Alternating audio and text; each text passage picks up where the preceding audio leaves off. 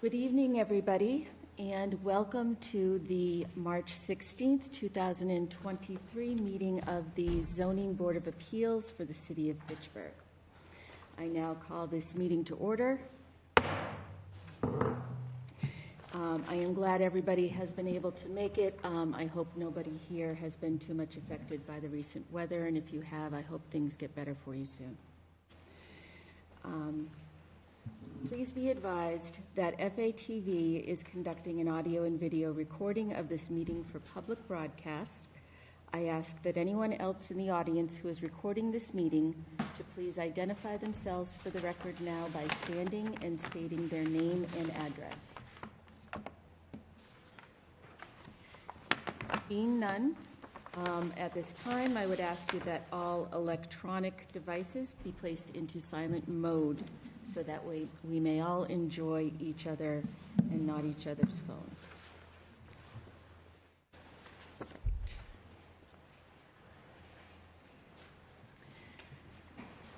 Being ready, I am going to ask that Mr. Gallagher lead us in the Pledge of Allegiance. Okay. Pledge allegiance to the flag of the United States of America and to the republic for which it stands, one nation, under God, indivisible, with liberty and justice for all. Thank you, Mr. Gallagher. Thank you. All right. We are here tonight on one matter and one matter only. That is ZBA 2023-08.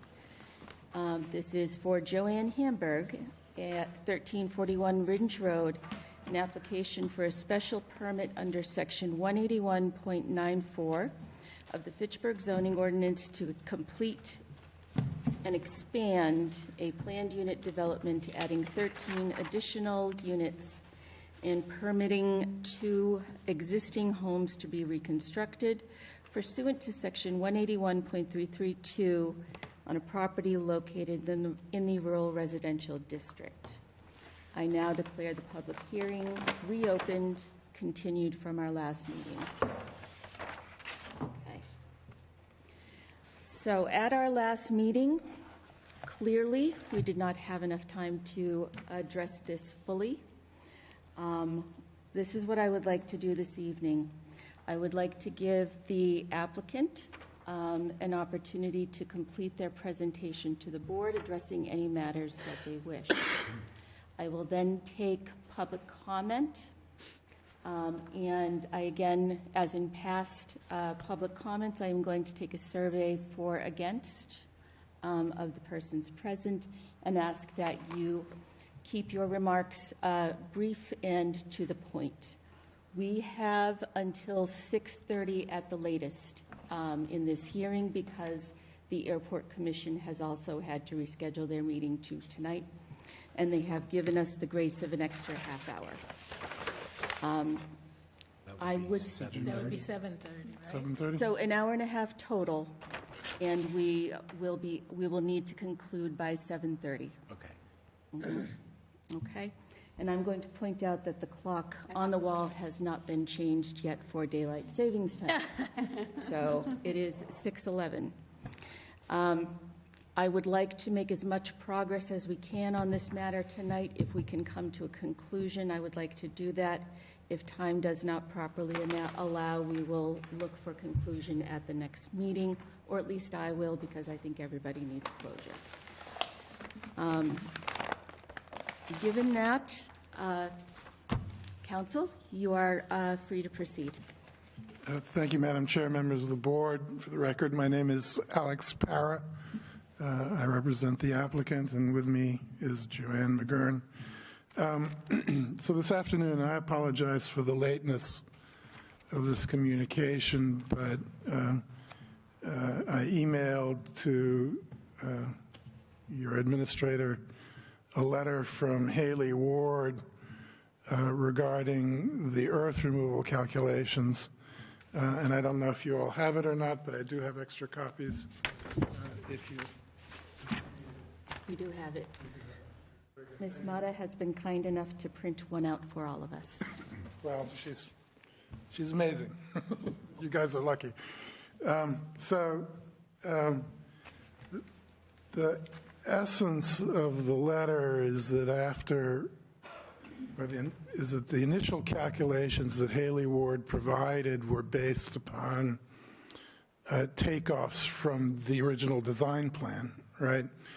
And perhaps the simplest way visually to think about this is to look at the aerial photograph that was provided with the letter, and you'll see that instead of the sloping out that was called for in the original design plan, there is a very clearly defined line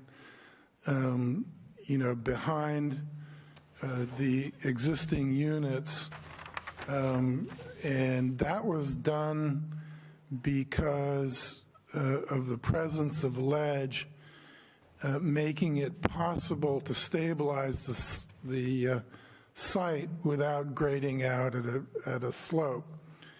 And the net result of that is that when you take the whole plan together, both what has been done and what is proposed to be done, the amount of earth removal is approximately 32,000 cubic yards instead of 52,700, and it brings you under the definition or below the definition of earth removal for the purposes of your zoning ordinance and the calculations are set forth in the Haley Ward letter. The significance of that is twofold. One is that we had submitted as a potential application for special permit to the planning board, which we intend to withdraw given these calculations. And secondarily, I think the significance for the purpose of your review of this special permit application is that the amount of earth removal, and we've heard the abutters, we understand that the earth removal is an issue for them. And so what this means is that the amount of earth removal and the associated, blasting, processing, trucking is significantly lower than, is proposed on the original plan. So with that said as a backdrop, and that's really the new information that we wanted to provide to you, given your vote, although I don't think we have a written decision yet, but given your vote that 41 units were constructively approved, and that's the baseline from which we are proceeding, then the application in front of you is to increase from 41 to 54 units of manufactured homes, restricted to over 55, and of course the proposed recreational building that I think all the residents want to have. And it includes, in order to permit that to go forward, the removal of the presently stockpiled material that was generated in constructing the first 41 units. That stockpile is included in the Haley Ward calculations, it's not something additional. And I think the proposal is, fairly straightforward. I think you all understand it. We've reviewed the plans. And so the question is, will you grant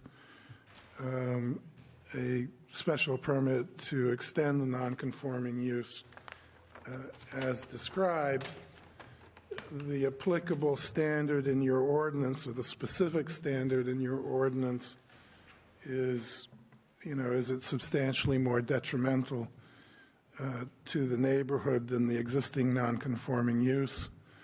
And of course, you have your general special permit criteria. To me, you guys make the decision, but to me, I think this falls very neatly within the criteria. I don't think there's any indication that finishing up this project and adding the proposed final units is a detriment to the neighborhood. You've heard the residents of this neighborhood in the prior hearings express their support for this project, their support for the completion of the project. I don't think we have any evidence of any traffic or safety issues.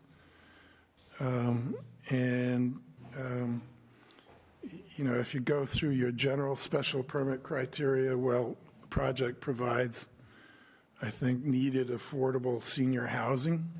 I think that's consistent with your ordinance. In terms of traffic flow and safety, well, all of the units have off-street, parking of at least 2 spaces, some 3. The road is a designed road and a designed intersection. I don't think there's any evidence of any traffic safety issues. The adequacy of utilities and other public services, well, it's all new. Public water and sewer, electric and cable, drainage systems, except for in that portion of the roadway that isn't complete yet, are all in place. And obviously, as the road is finished up, the remainder will be put in place. This has been subject to a detailed Conservation Commission order of conditions with oversight of the drainage and the construction of the drainage structures. So I think impacts on natural environment have been clearly considered and appropriately addressed. The neighborhood character is not going to change, and in terms of fiscal impact on the town, I think it's certainly far more limited than many other developments. So I think you clearly fall within all of the categories that are provided, or the criteria provided in your ordinance. And I think it would be appropriate for you to grant the permit. Do want to say a few words about completion of the project, because I think that's another thing we've heard from the abutters. As I indicated, we've limited the earth removal to the minimum, necessary. It's not subject to regulation under your ordinance, given the numbers, but as I said, we do want to be sensitive to the concerns of neighbors.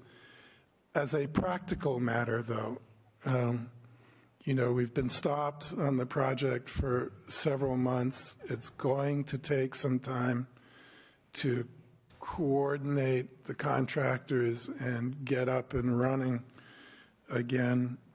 And there are several steps that need to occur. And the first, in order to permit completion of the project, the first is to remove the existing stockpiled material. That's a trucking matter, and it's a matter of finding a place to take the material. And that's going to take some time, inevitably will take some time. The next step would be to prepare the site, for blasting. They're going to need to survey and flag, the blasting area. There's the blasting itself, there's the processing of the materials, and then there's the removal of the materials. It's a lot of different steps, and we think realistically that is going to take 9 months. Now, that doesn't mean that in the 9-month period, you're going to have consistent, physical activity on the ground. So we tried to break it out a little bit, and we think the blasting and processing part, which is the part that seems to have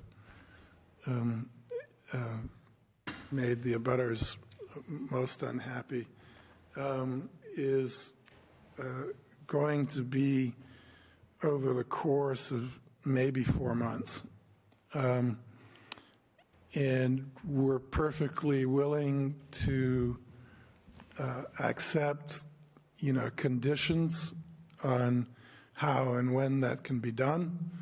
And I can discuss that a little bit later on. But so if you take, and so I'll just call that process the basic site preparation, right? And then the remainder of the work is going to be, installing the utilities,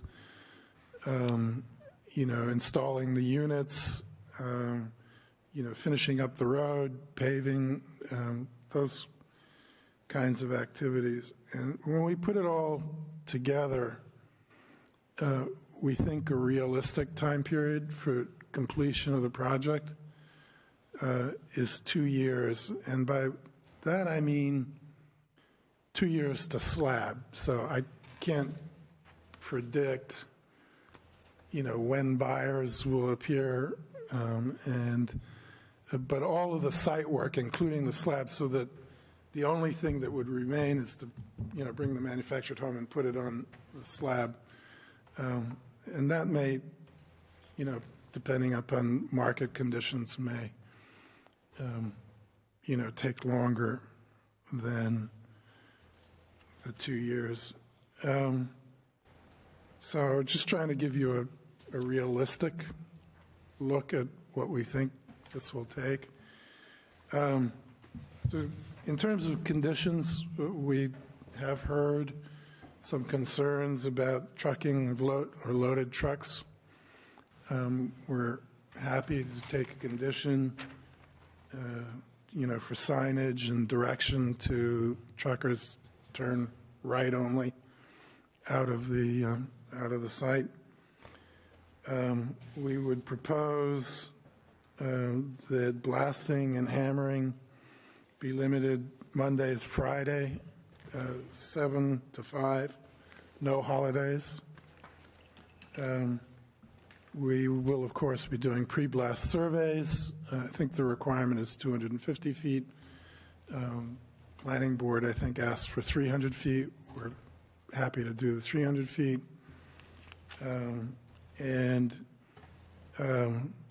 Abutters, I think, have wanted some notification of blasting. So whoever in the abutters want to provide us with a phone number, there would be a, basically kind of a robocall notification of actual blasting, and 2 years completion to slab from the beginning of the time that we can commence work under the permit.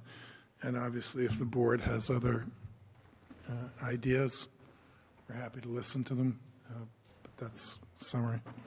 So that, at least for the moment, concludes my remarks. Take questions from the board. Okay. Thank you, Council. I appreciate the presentation. I'm going to hold board questions until after public comments have been completed.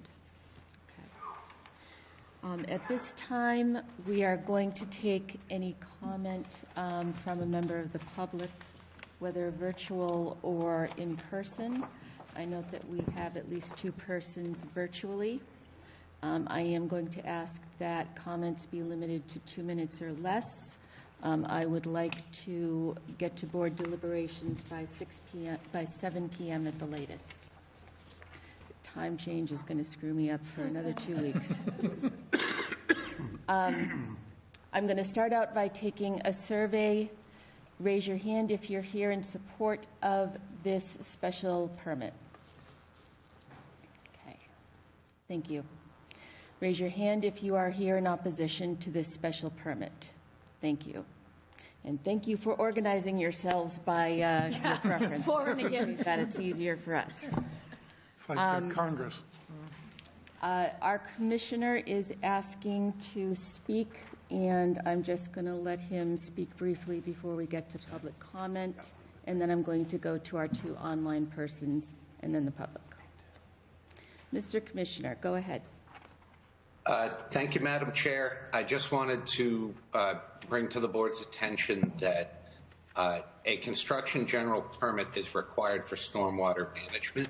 And in case I misheard, I would like some clarification at some point.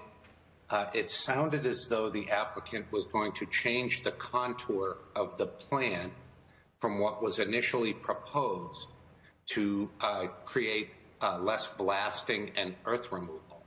But I would say that if they would like to do that, they're going to need a stormwater management permit from our DPW commissioner, and they're going to need a construction general permit modification from DEP. So I would like the board to keep that in mind when they decide whatever it is that they're going to decide. They're going to a change in contour equals a change in stormwater management. Thank you. Thank you, Mr. Commissioner. All right.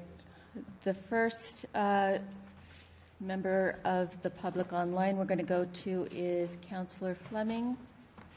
Councillor, please try to limit your remarks to approximately 2 minutes. Welcome, and go ahead. Welcome. Thank you, Madam Chair. I'm not going to repeat anything I've said in the past. I just want to add a few new things to what I've heard tonight. To begin with, I have spoken to several of the residents up there in the park. And contrary to what you are being made to believe, many of them are in favor of this project ending, especially the ones that have been there from the very beginning.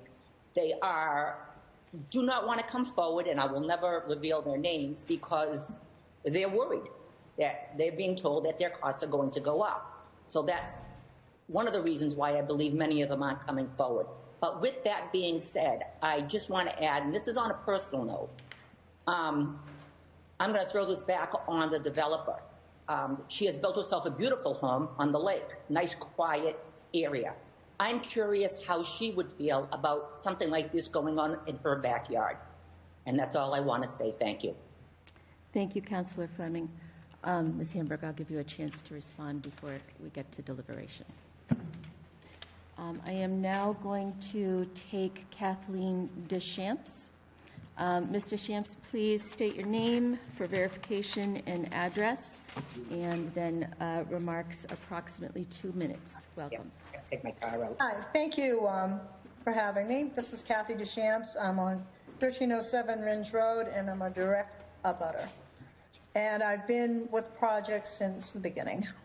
So what was interesting just with California, and I'm bringing that in because it really did remind me that we've really had a deforest of trees. We used to have a tree. I couldn't even see my neighbors. I'd have to walk very close and yell over and say, hey. And right now we can see each other on the porch. So it has, caused us a problem with privacy. We put a fence up at my cost, and the last several years, we cannot even garden in our yard because the water table, because of all the trees being gone, and I don't know what has happened. We have the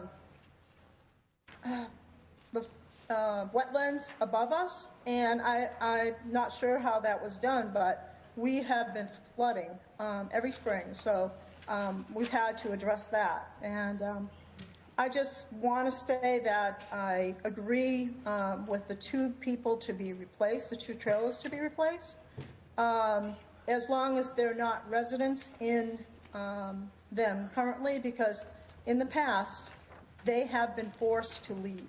And I wish I actually had taken or done some interviews to have that evidence. So I'm not in support of this plan, the increase. I would like to get this finished up, as you know, in 6 months, if Very possible. good. Thank you, Ms. Deschamps. I appreciate the comment. All right, we're going to go to members of the public. Any member of the public who wishes to speak, please raise your hand, then approach the podium, state your name and address. I would like one person from the For the Permit sign, if anyone would like to speak. Okay, sir from the back, please come forward. State your name and address. Make remarks. Approximately 2 minutes, please. Thank you. My name's Peter Berger. I live at 114 Nigel Court. I'd like to defend truck drivers. Okay, truck drivers are victims. Okay, we don't like going over low tonnage bridges. But what happens is if the boss tells you to go over the low bridge, or it's your job, unfortunately, that's what you end up doing. You know, one of the samples I came up with was, you remember by the British American Club when they posted that one? And the state posted signs all over the place. Over my lifetime, I've heard that that's what they're supposed to do with every posted bridge. And basically, like I said, the truck drivers are victims. Have I gone over low tonnage bridges in my lifetime? Yes. You know, I've taken asphalt up Ringe Road, tried to avoid the bridge, okay, and all it takes is 1 or 2 guys looking for a shortcut. And then everybody goes that way. You know, you can put a sign out front that says right turn only. Guy can take a right turn out of there, and even if he wanted to, he could back into Bennett Street and then take a left, come out of there and still go over the bridge. You know, it's not because they want to go over that bridge. You know, you try to avoid them because you never know if when you're going to need the bridge. So that's basically all I got to say. Okay. Thank you very much, sir. Appreciate your coming and participating. Right. If anyone from the against side would like to approach the podium and speak, you're welcome. Please raise your hand.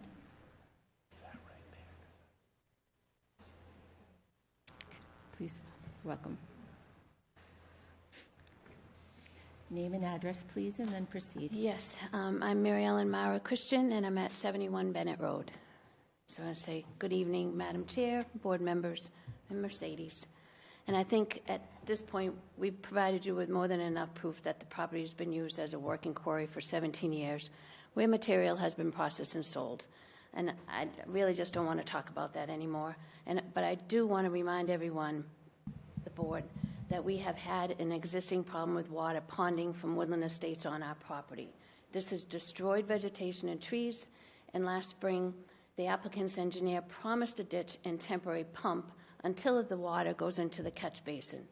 A ditch was dug, and that did help the water move out, but a couple of months later, it was filled in completely, and it's causing the natural drainage to be interrupted, creating a larger pond of water 50 yards into our property, and that's causing more damage. If a new permit is allowed, that's what I got to say about that. As far as the new application, if a new permit is allowed, why is it a planned unit development? Does this rural residential property qualify? Will a new special permit require an earth removal permit? Because it is not allowed under rural residential in the city's zoning earth removal ordinances. The ordinance 181-6934 states soil shall not be disturbed within 100 feet of the boundaries. As it stands, material has been blasted and removed up to most all abutters' property lines with no setbacks at all. A number of times in old minutes, decisions were made because Woodland Estates was planned in conjunction with abutting parcels with a proposed development referred to as the JCJ project by the same engineer. This abutting property is now owned by us, Mark and I, and currently being placed on a conservation restriction. I oppose the request for a new special permit.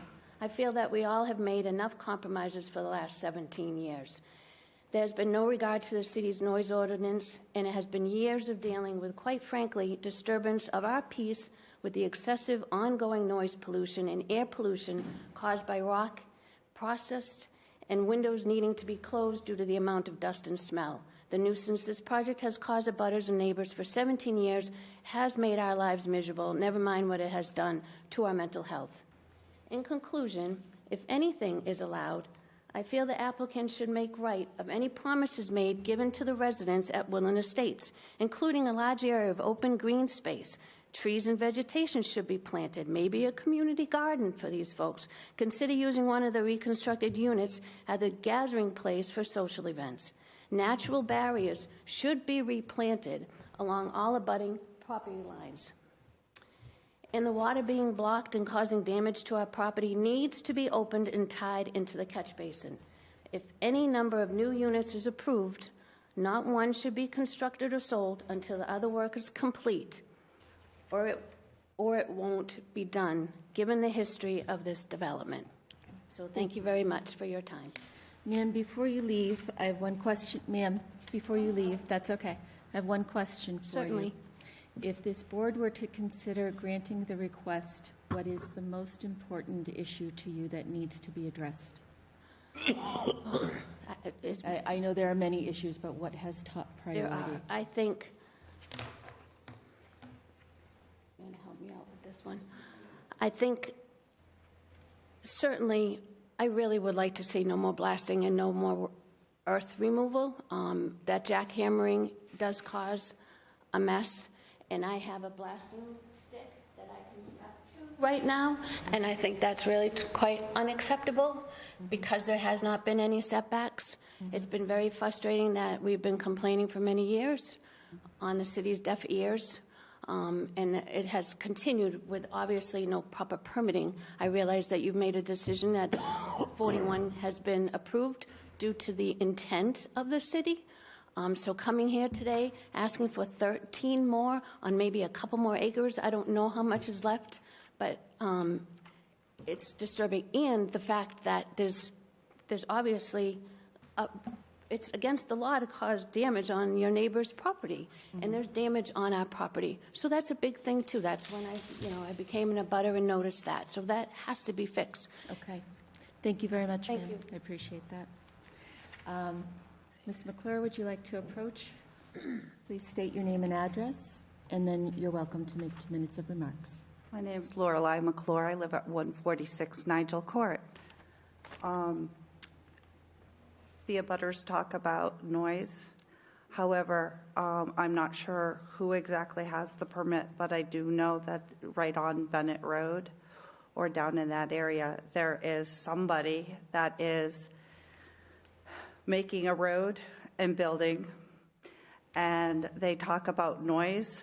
That noise is happening down there at least at 7 o'clock in the morning on Saturdays and on Sundays.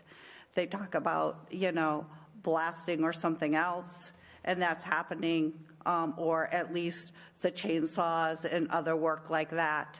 So they talk about our noise up in our area. It is happening down there with this road that's going through. So they're talking about our complex causing issues with the neighborhood. We're hearing that as well. I'm not saying that, it's a major troubling thing, but here we have complaints from neighbors, but we're hearing the same kind of construction going on. For us to ask that we get ours taken care of in a timely manner, I think it's only fair that we have this happening if we have other construction going on as well in the neighborhood. Thank you, ma'am. I am inclined to take one more person from each side. From the against side, if someone would like to approach.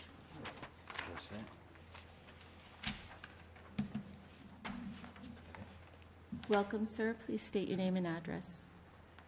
Douglas Capes, 1345 Ringe Road. I don't want to repeat anything that's been said already, because we still stand with those ideas. You asked Mary Ellen what was the most important thing, so let me address that. I'd like to say that I agree with Mary Ellen's statement that the blasting is the thing we want to see go away. But also, in my mind, an important thing is a time limit to the duration that this project can continue.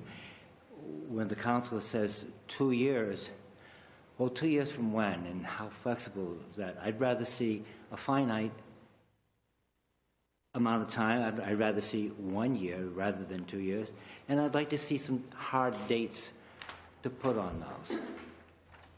Thank you very much. Thank you very much, sir. And is there any other person? Sir, welcome.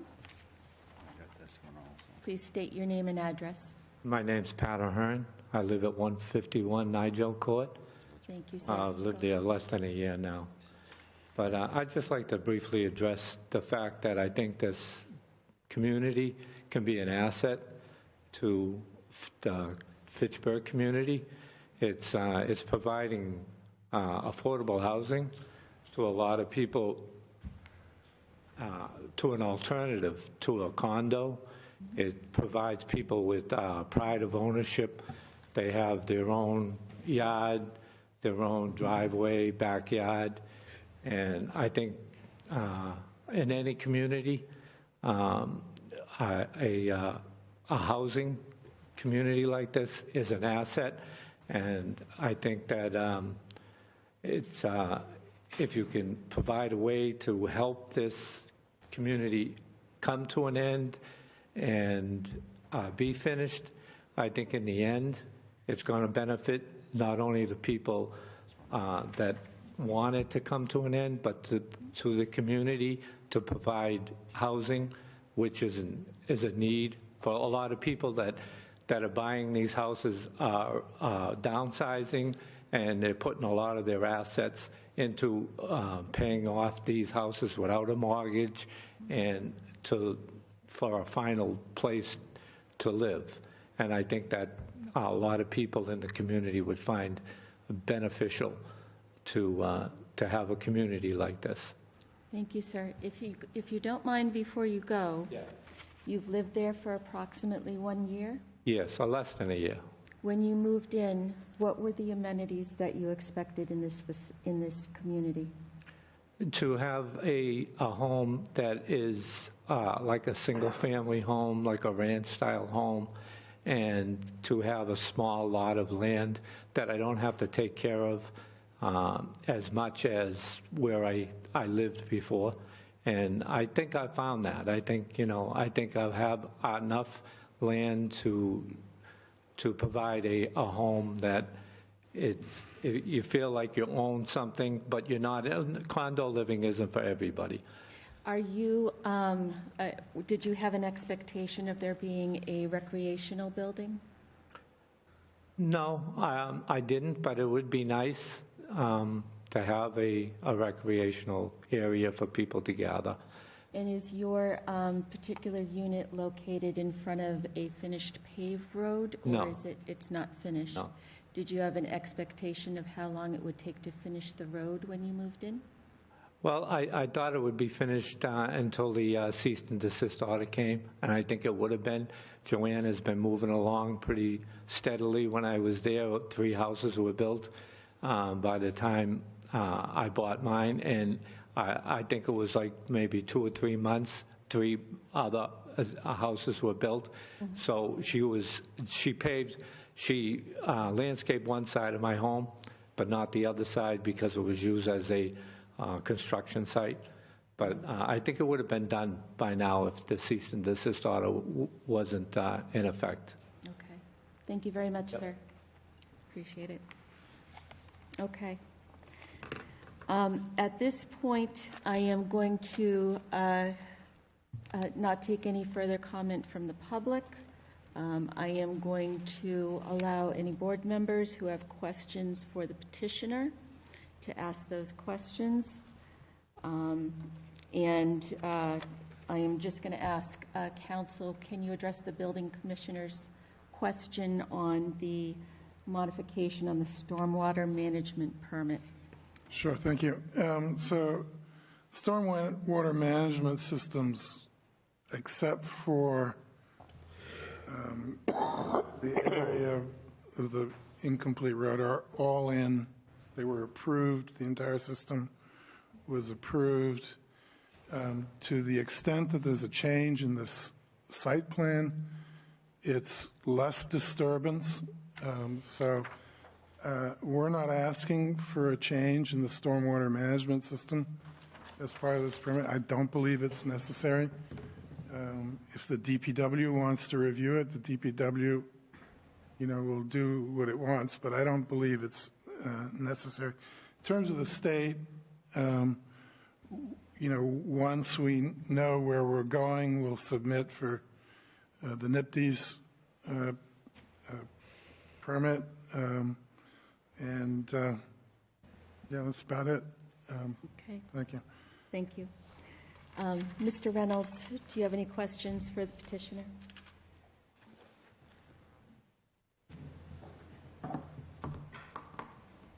How long have we been under construction? I heard the word tonight, 17 years. Is that true? Yes and no. So, sorry.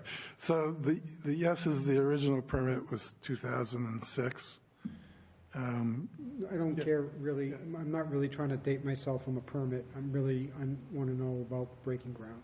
Well, I mean, it started with, work in the public ways, bringing up, public water and sewer. We had to bring the water and sewer up in the road. Okay, just, those are nice. What's that mean in terms of time? I think we started in 2010. How many years? So that's what, 12? Oh, what year? 2023, yeah. So 12 years. Yeah, because my issue is more about time than anything else. So that's what I'm wrestling with. Thank you. Thank you. Okay. Mr. Byrne, do you have any questions? No, I want to wait until everybody's finished. I want to listen to questions. Mr. Gallagher, do you have any questions for the petitioner? Yes, I do. Thank you, Madam Chair. There was an issue in the past where there had been some damage to the wall of an abutter's property on their property line. Has that issue been addressed? I don't have any real evidence that we did anything. Okay. It's It was a kind of condition previously with the planning board. I don't remember. It was dated that, I'm about a sorry. year ago, dating back to April. Then we haven't addressed the wall. We built the wall, but we haven't done anything with the old stone wall. Okay. This is talking about damage to an abutter's wall. I believe they're referring to one of those old boundary line walls. I believe Okay, that's what so they're like a stone referring- wall? Yeah, it's not like, Okay, failed stone? it's not like a Okay. retaining wall or anything. It's more Okay. like a Thank you property for line. that clarification. Also, 7 a.m., when the previous agreement was 8 a.m. to 5 p.m. I think 7 o'clock is a little early. Would you agree with that, to be blasting? Not for contractors. We don't ever get really started. By the time the contractors get there and they start the equipment and get everything greased and ready to go, it's a good half an hour to an hour just getting the machines going. And if they don't start until 8, then it's, they're losing so much time during the day. That Right. my guys, I talk to them and they're like, yeah, we'd really like to start, especially where the weather's going to be nice now. Well, I can certainly understand preparation for the workday. But in terms of blasting, I think 7 is a little bit early. We wouldn't be blasting that early. Okay. That never happens. If we end up doing a blast, by the time they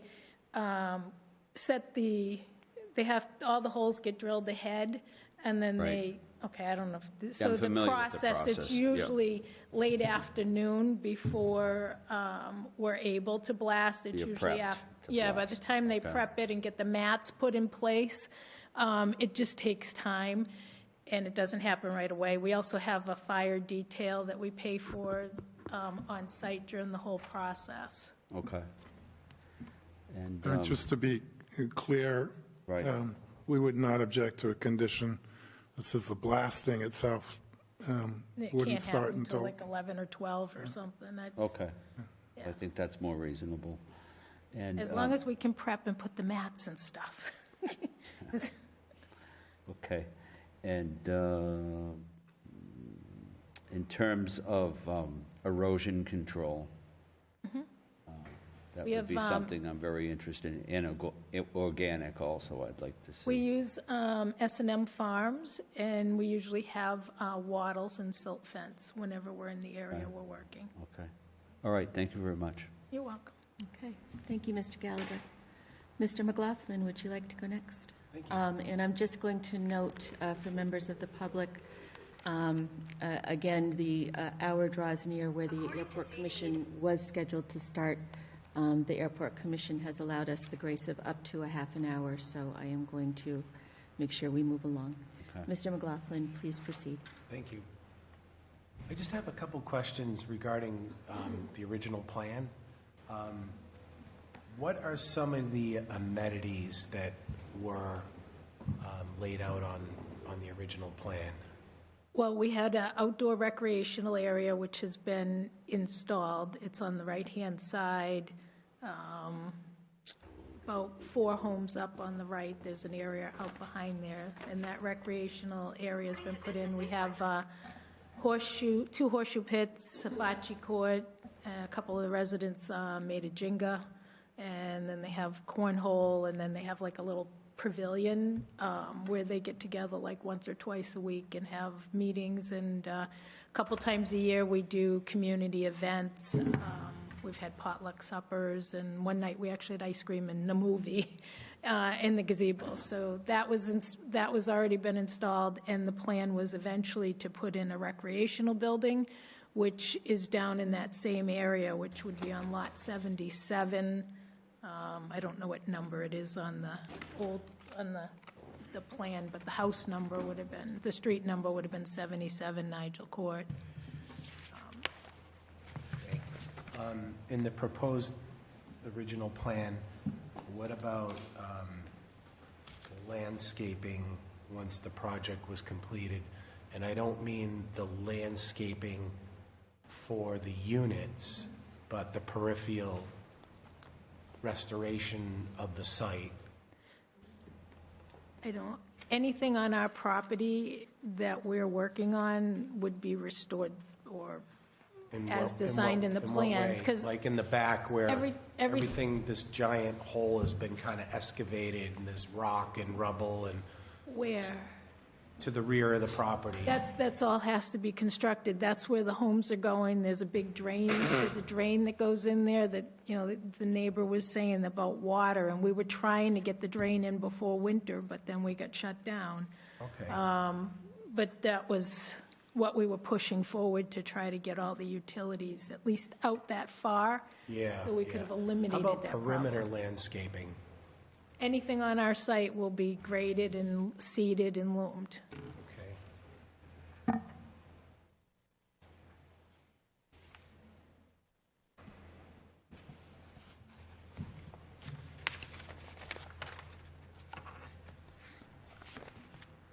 And that was part of the original plan? Yes. And was there going to be some type of walking path as well?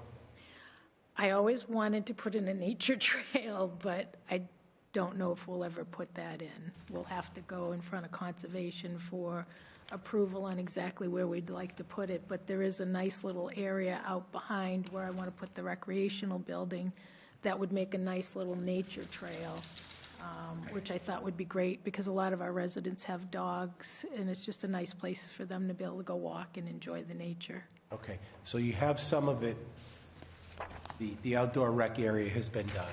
Yes, That was part of the original plan. yes. And the remaining is a recreational building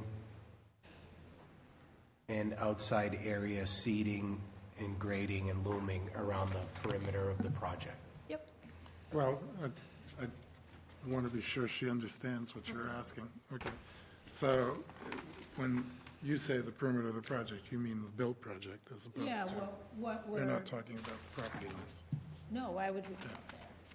No, because we're not touching any of the outside area, just the area that we're constructing, that's all going to be seeded and loomed, but we're not going to go out in the woods, which has been out there forever. Right, but anything that was disturbed, Yeah, we're working, yes, it'll all that be was your seeded and graded. original intent back in 2007? Yes.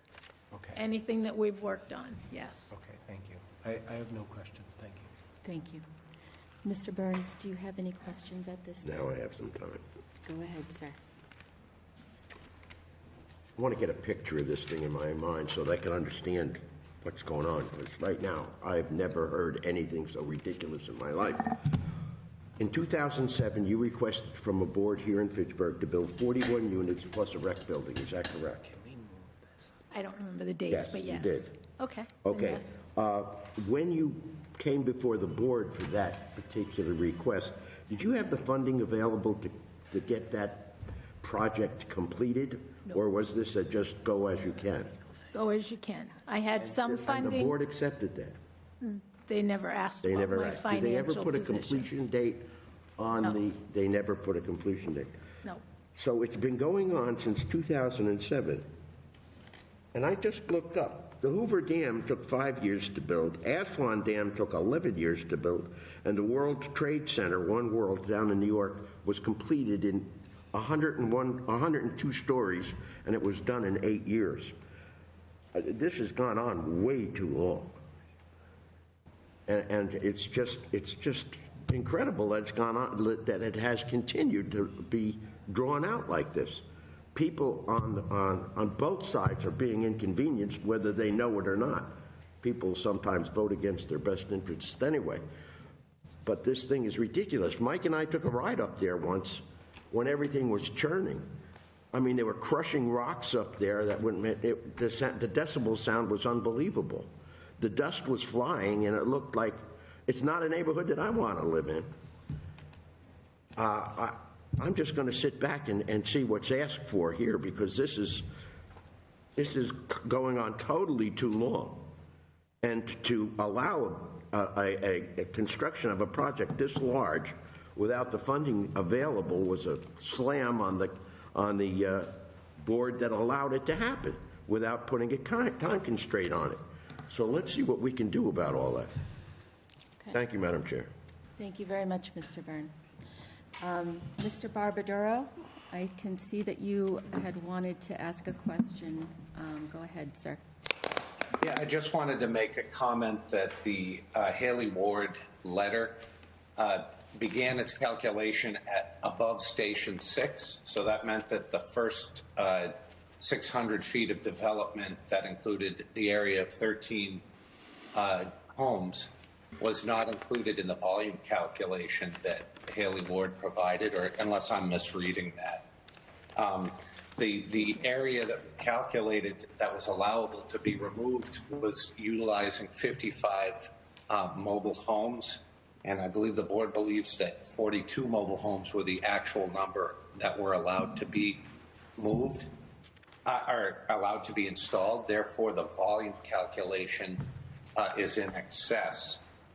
And I still am, hanging pretty firmly on the fact that the developer has moved forward in reliance upon a constructed grant, which means, in essence, a special permit was granted, and that the topographical plan that was presented is by the applicant is theoretically what was approved in that constructive grant, and that needs to be built.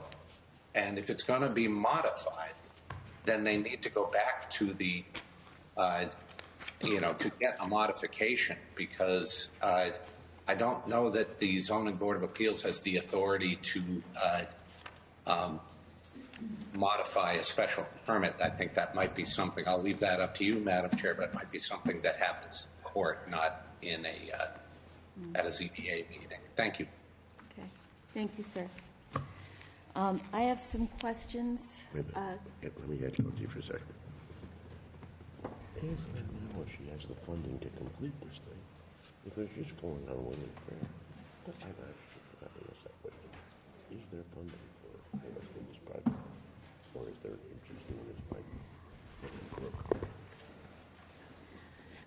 So I guess the first question I'm going to ask you is, what is the source of funding to complete the project as you have contemplated it?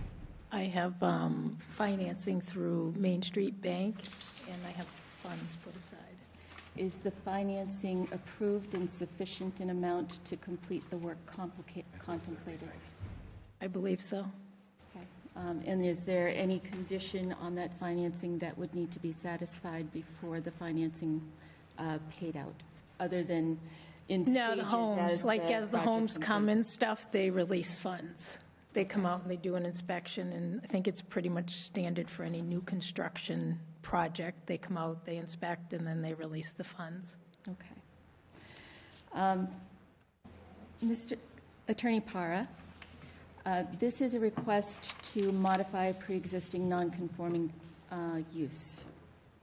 Can you please tell me what use you are deeming is the pre-existing non-conforming use? Well, I think, as I said, I was starting from the premise of your, again, we don't have a written decision, but of your vote at the last meeting, which I took to be an approval or a determination that what had been built had been approved under the special permit, and that was binding on the town, and that's what I took to be the pre-existing non-conforming use.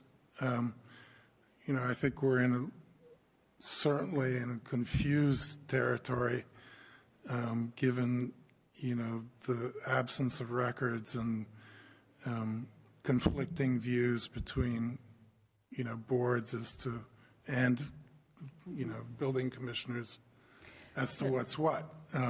But I think you provided the baseline from which to move forward by your last decision. So I wanted to clarify whether you are proceeding based on the original mobile home park, which was there, which I think was discussed as part of the possible expansion as part of the PUD. But I take it it's the constructively granted special permit that you're referring to in the planned unit development that was issued under that. Yeah, I didn't want to get tied up in knots over terminology. I mean, everybody, I think, understands what's being built. Everybody understands what's being proposed.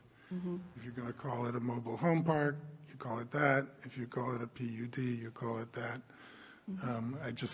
Again, we have I think, a confused history. I don't think, Joanne did anything here, intentionally in violation. People have different views about whether the permit was valid or not, but it was issued. Mm-hmm. People have different views about the building commissioner's determination in 2006, but it was issued. We're trying to, resolve a situation that I don't think is anybody's fault. Trying to get it done for the city, trying to get it done for the residents, trying to get it done for the abutters.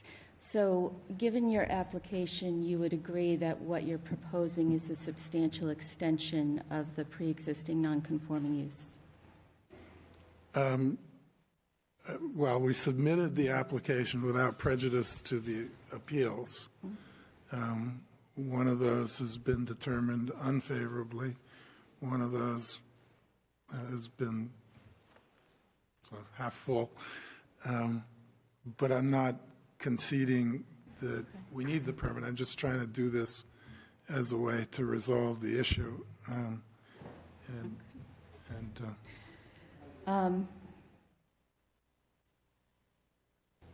Okay. Are you familiar with McHugh v. Grossman and the issue presented under that? No. Okay. Thank you. How many additional units can be installed without any further blasting? I'd have to ask Joanne then. I don't know. I wish I could give you a number, but like I said, the biggest thing is we need to remove that material that's on site. And the blasting that's left, I'm sorry, I didn't mean to interrupt you, is so, it's minimal compared to what we've already completed. I mean, the blasting shouldn't take more than about a month. And it's not, I think that what really bothers the neighbors is the hammering. The blasting, I don't know if you've ever experienced it, they get out there with a drill machine, they drill the holes, it's not very loud, they load the dynamite, they pack it, and then they set the mats, and the blast is boom, and that's it. The hammering's what's really a nuisance. And the only way that, the problem is when you blast rock, you could end up with little pieces, but then you can end up with pieces that are the size of SUVs, and you can't move them, so they have to be broken down. The only thing I could think of is to see if my blaster could do a tighter blast, because I think it's more the hammering that's the issue. And I feel believe me, I want this done as much as they do. And unfortunately, I didn't have funding in the beginning to understand to complete the project. And I will tell you that the estimates that I received from contractors all had this unforeseen, and their estimates for what they told me would cost to do this project is a lot less than what we've run into. But I've never given up. I've always paid all my contractors. I owe nobody except for Main Street Bank. I think if you ask anyone, I have a very good reputation. I do what I say I'm going to do, and I just want to finish the project. I want it done as much as they do. How much earth removal needs to be to take place? And by that, I'm not looking at the formal definition. Do you need to do further grinding to remove the earth product that has already been dug up? No, the stuff that's already on site's already been processed. Okay. We have 3-inch minus, we have tailings, which a lot of people don't want. Pretty much all the loom will be used on site, but I do have some loom that, so everything that's already processed. I have been looking around to see if I could find someone who would be willing to take the blasted rock. Not many people want large pieces of rock because it's easier to transport when it's smaller. I have been looking around, but, because if we could get away, believe me, it cost me $40,000 a month to rent the crusher. It's not cheap, never mind the hammer and the guys and the fuel. So I would love to get away. And the worst sound is the hammering. Okay. Thank you. You're welcome. Just along those lines, if you Go, you can ask have another you question. looked into other processing plants to deliver the product, to let the hammering happen at PJ Keating, for example? I've talked to you, I have a list. I mean, So you have a list. I've talked to Keatings, I've talked to Powell's, I've talked to Onyx, I've and called, the outcome is, they're not interested. I've even gone to Graves because they use it for concrete. I did talk to a gentleman way up in New Hampshire that might be interested in the rock, but, he's got to see it, and it depends how clean it is. And then if it's got to be cleaned, we've got to screen it. So I'm trying to find the easiest way to do it and the quickest way to get it done. Thank you.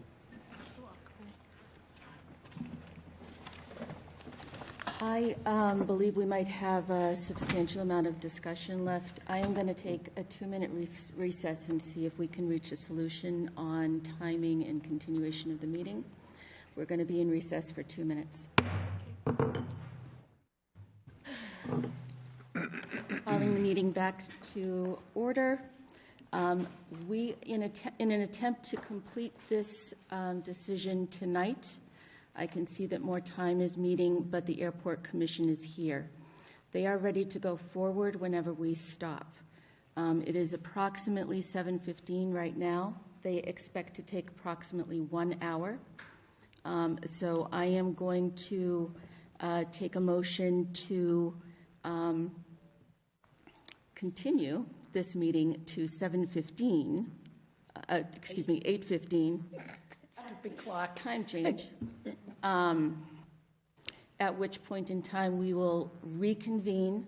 We will stand in recess. Until then, you are welcome to sit here and watch the Airport Commission. They have a fascinating duty, and they do a lot for the city. Or you may return at the appointed time. Okay? Do I have a motion in support of going to recess? I'll make that 8:15? motion under ZBA-2023-08. Okay, do I have a second? Second? All those in favor? Aye. None opposed? We are in recess until 8:15 p.m. this evening. Welcome back to the March 16th, 2023 meeting of the Fitchburg Zoning Board of Appeals. Thank you, all of you who hung in for the rest of this meeting. I hope you enjoyed the Airport Commission's meeting as well. I'm glad they had a good audience, and I encourage anybody who's interested to go to their meetings as well.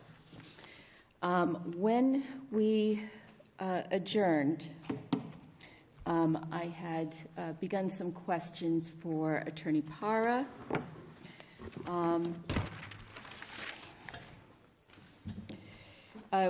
And I understand you to have said that you are not conceding that the proposed special permit is a substantial expansion of the prior non-conforming use, which you're deeming to be the use allowed under the constructively granted special permit. Well, so I think it's worth going back to the beginning here. I don't. No. I don't because of the length of time that we have. So if you can be brief. Yeah, but the enforcement order that was issued indicated that we had to apply for this permit.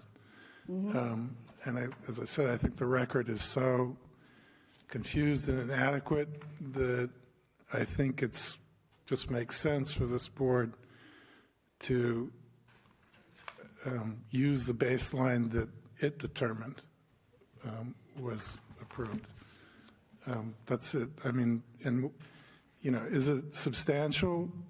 Well, when the planning board looked at it, you know, some years ago, they said, no, it's not substantial.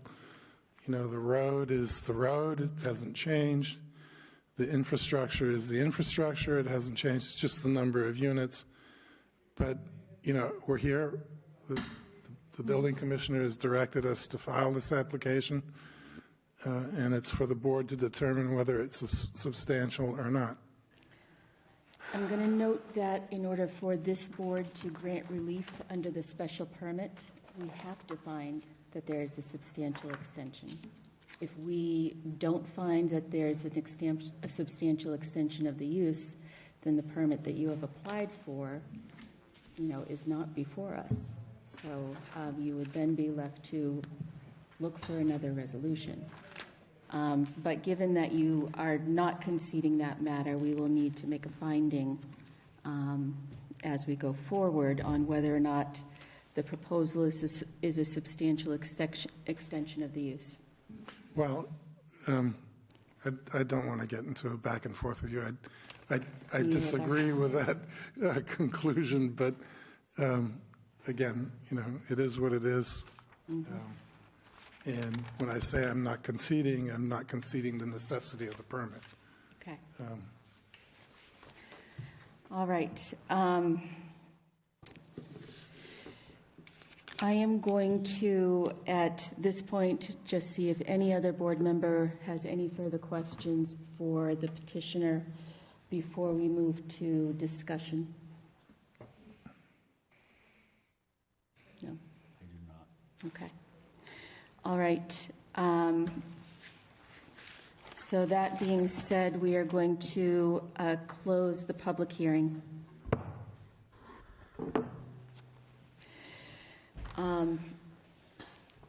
I certainly have a list of discussion on the motion that I've prepared and I've been adding to as we've been listening to all of the input, which I appreciate that so many people come out to these meetings and so many people are interested in the resolution. But before going through that, I am wondering if any board member has a thought on whether or not this is, the proposal before us is a substantial extension of the previous use under the special permit, which was constructively granted. And any board member is welcome to speak on that. One more time. Sure. Substantial? A substantial extension of the use. So we are working from the 41-unit plus recreational building that was constructively granted according to our vote in the last meeting. And the proposal is for 55. There are three traditional ways to look at whether there is a substantial extension of the use. This is the test under Powers v. Building Inspector of Barnstable. If we find that the answer to any of these questions is yes, then there's a substantial extension. So the first question is, does this use reflect the nature and purpose of the use prevailing when the zoning bylaw took effect, which made the use nonconforming? The second question, is there a difference in the quality, the character, or the degree of use from the original nonconforming use? And the third, is the current use different in kind and effect on the neighborhood? So if you find that the answers to any of those three questions are yes, that is a substantial extension. Any comment?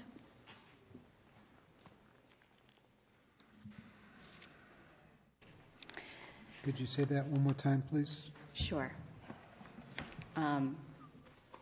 First, does the use reflect the nature and purpose of the use prevailing when the zoning bylaw took effect?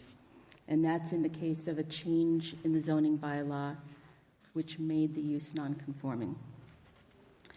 The second, is there a difference in the quality, character, or degree of use? Third, is the current use different in kind and effect on the neighborhood than the original proposed use? If no board member wants to make a comment, I will make mine, which is simply that when there was a proposal to move from the 41 units plus the recreational building, the new plan kept the same length of roadway, but it did change the lots substantially. I view this as substantial. There was a reduction in the area size of the lots from the original 2006 plan, of which we have the December 2006 copy. There was an increase, obviously, by 13 units. And to me, these two things taken together mean that we definitely have an increase in the degree of use from the original 41 that were proposed. So from my way of listening and thinking about it, of the three criteria, the first and the third, I said no. And the second was a point of consideration. And it's interesting that, if I'm understanding you correctly, it's on the second point, the quality, character, and degree, that you're saying, in your opinion, that there would be a substantial change. That's right. Thank you. Mr. Byrne? No? I agree with you. Madam Chair? Yes, Mr. I Gallagher? would agree with you also. Okay.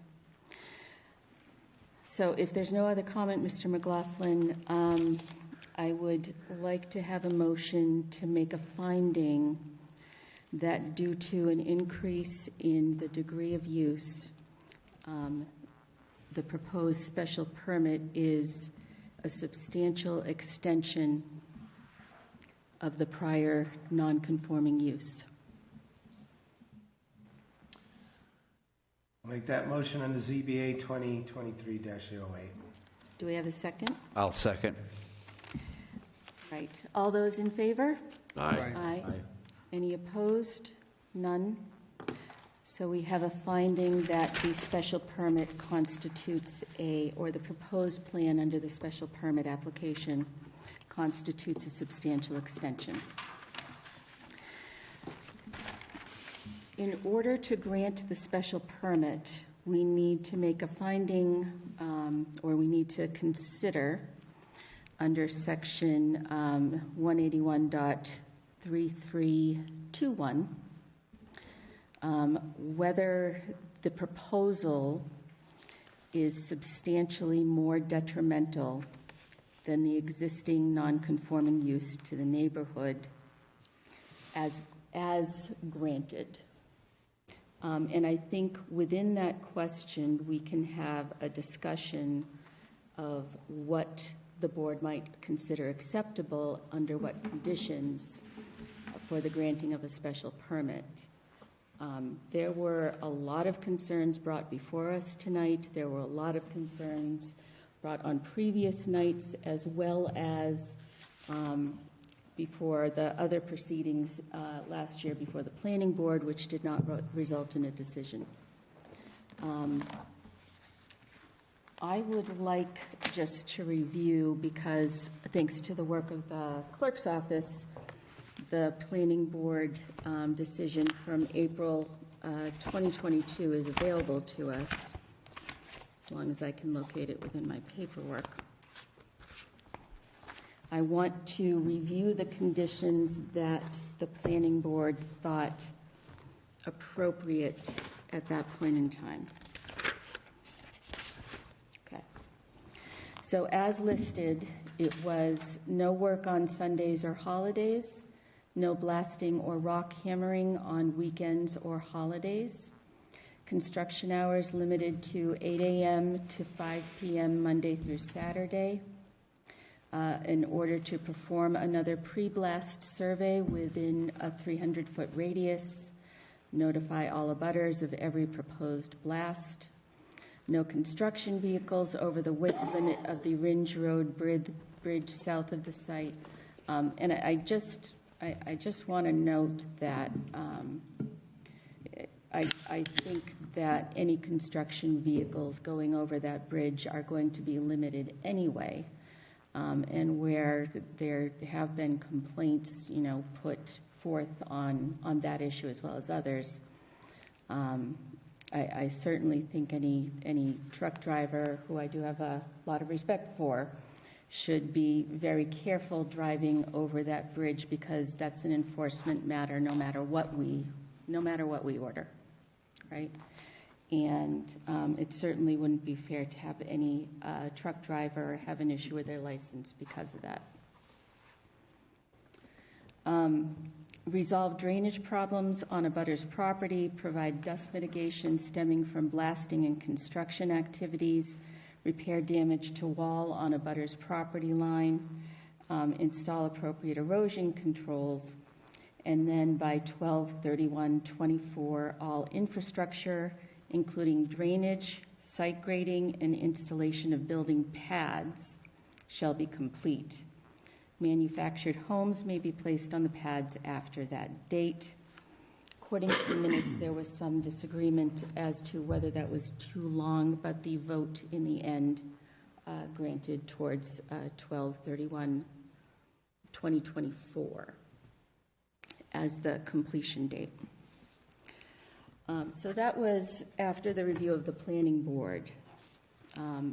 My primary concern is how many units might be allowed without it being substantially more detrimental to the existing neighborhood than the prior use. And I'm going to say, for me, the line is further blasting. I think any building that requires further blasting is going to cause a substantial detriment to the neighborhood because it, already is. I think looking at the existing buildings on the site, that there is some area where there might be additional units placed without blasting. But that for me is the line. I looked at the last revised plan from September 29th, 2016 that has been submitted to us.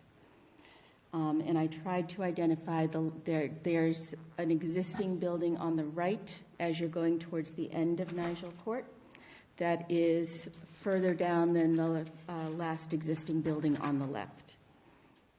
I believe that last existing building on the right is number 161. But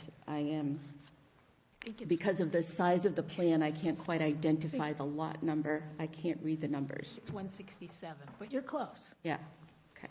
And then I think on the other side of the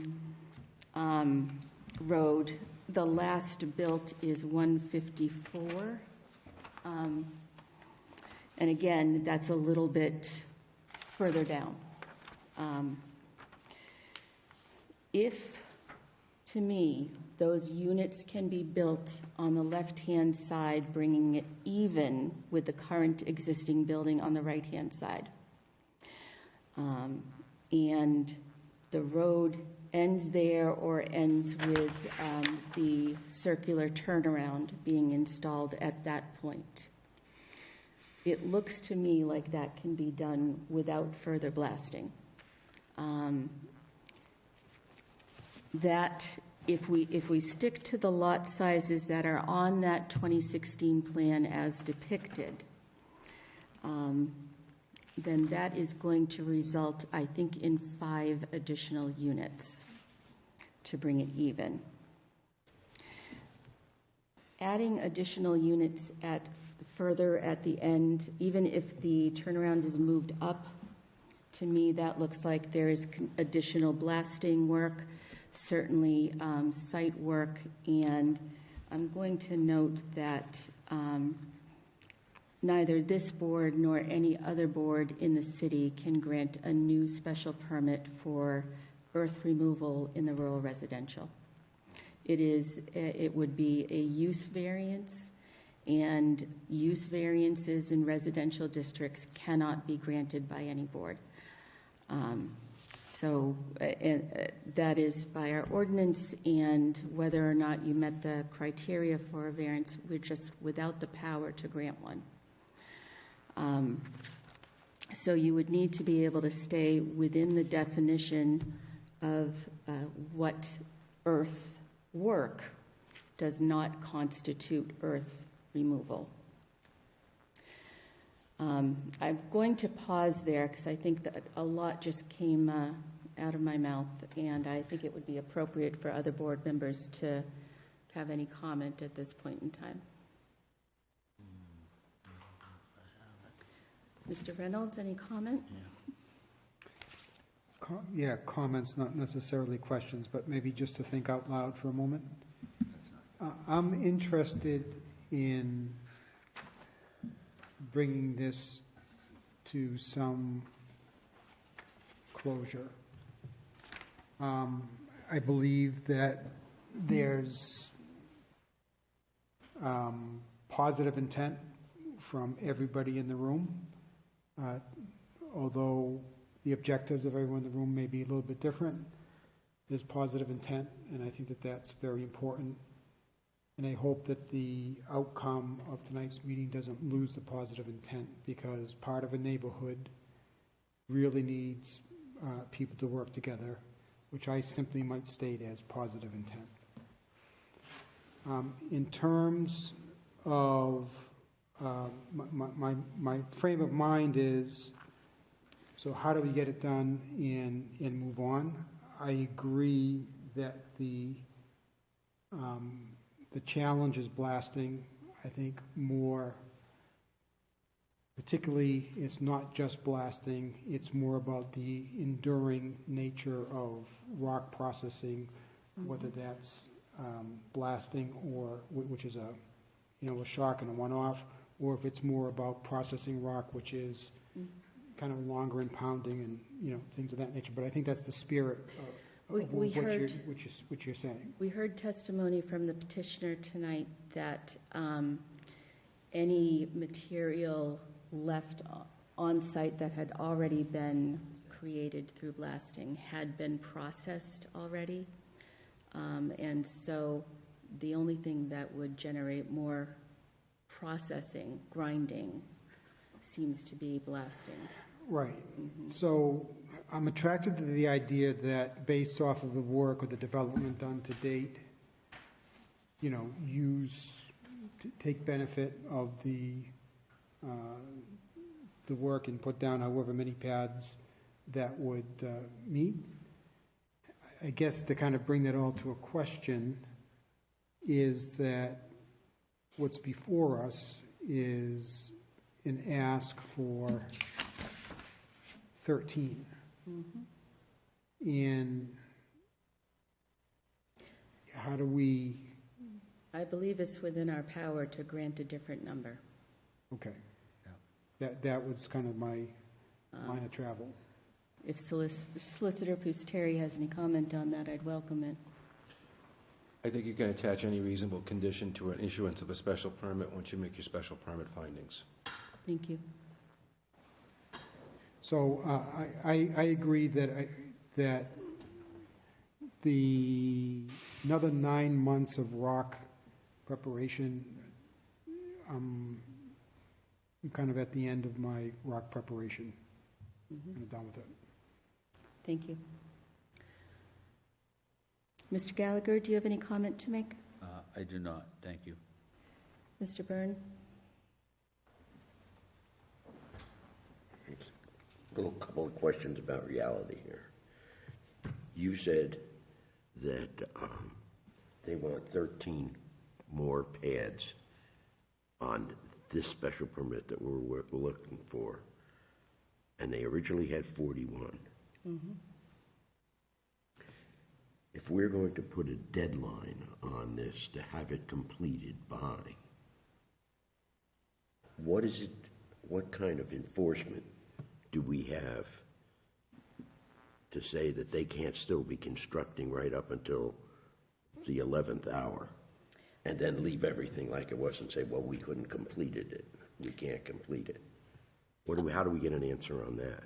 I think in a condition on the order of construction, because I think leaving some of the amenities that the residents have been expecting till the end is not appropriate. So I think some order of conduction or phasing of the construction might help accomplish that goal. And you also said that we could deny it because of the use. Is it going to really increase the use? Well, it's going to increase the use 25% at least.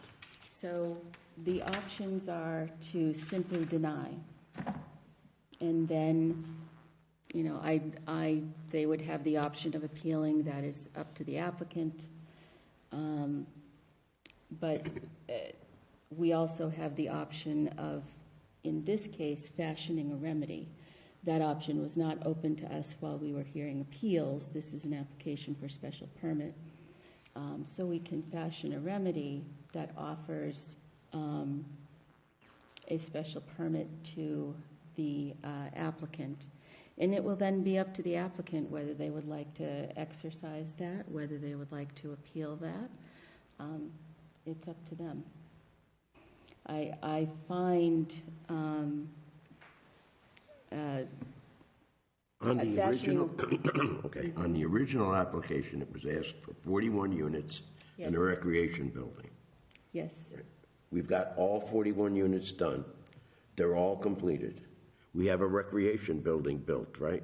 And everybody can take place in that recreation. Well, I have a no down there. We don't have a recreation. We don't have a we recreation. don't have a recreation So building. the initial 41 units on that special permit, it's not been completed yet. No. The 41 have been completed. That's sort of unfair to everybody. That's unfair to the city, it's unfair to everybody, that they're coming in here asking to put on stuff to something that they haven't even completed yet. At least I find it that way. I think there is, value to your argument, but I think we should consider how to address that issue. Yeah, that's good. That's, Yeah. Right. Mr. McLaughlin? We've discussed my ideas enough, Thank you. my questions. Mr. McLaughlin, anything?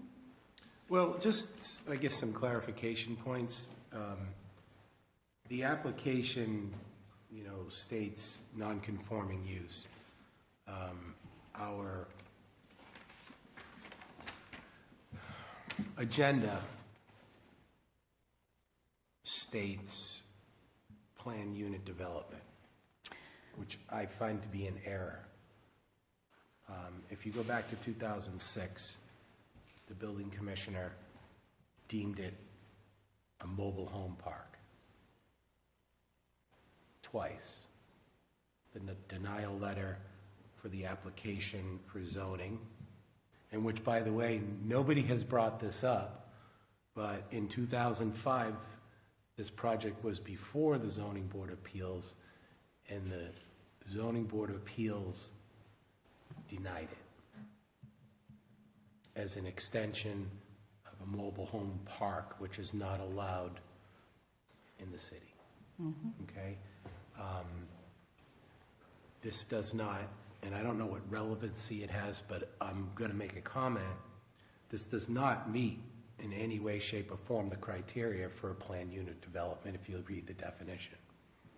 Again, I don't know the relevancy of that, but I just think that it needs to be clear.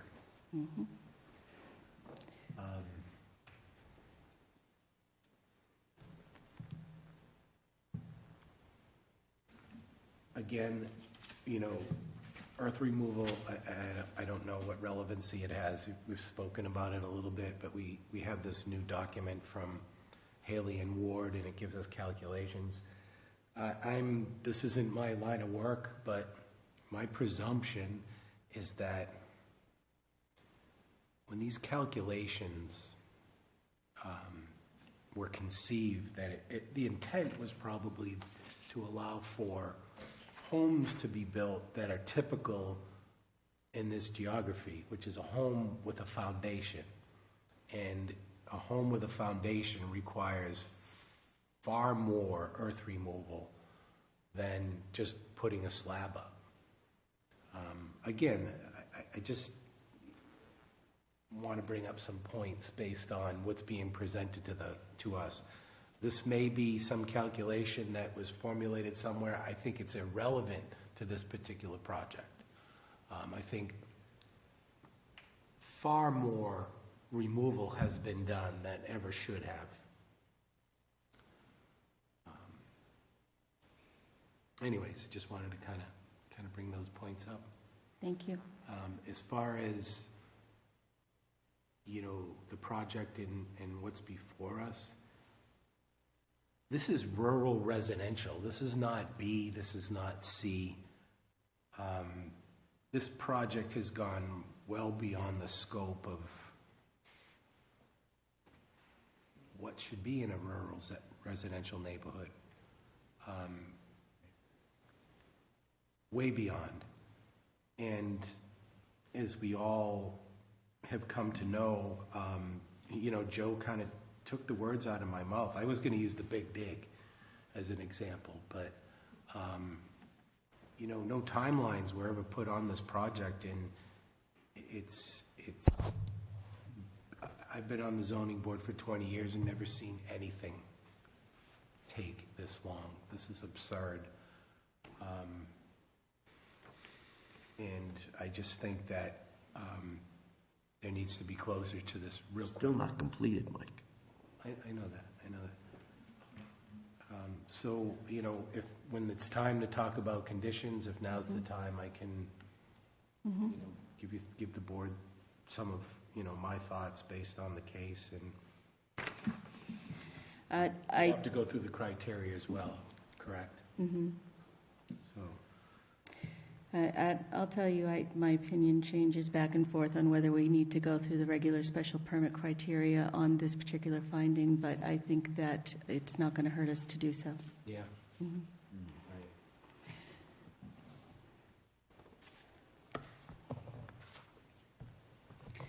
So, moving on from the topic of number, I think and we've talked a little bit about the unavailability of what actually, anything that actually is earth removal in this district. I'd like to hear, I have my own suggestions, but I'd like to hear some suggestions for conditions were we to vote in favor of some number of units being added. Okay. Conditions? Conditions.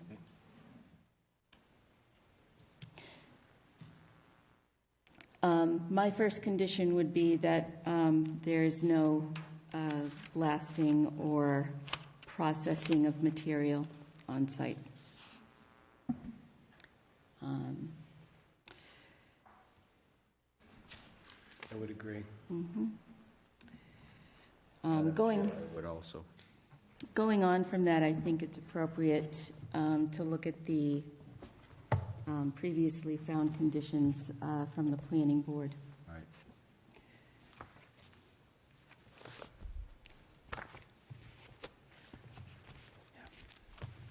Is removing the existing stockpile is going to, I believe the intent would be that removing that would then create space for X number of units that don't need any more earth development. Earth development, right. The earth removal is removal from the site, removal from the lot, not moving it around. Right, so there is a stockpile there today. So that would have to go, and I guess, is that the intent of your comment?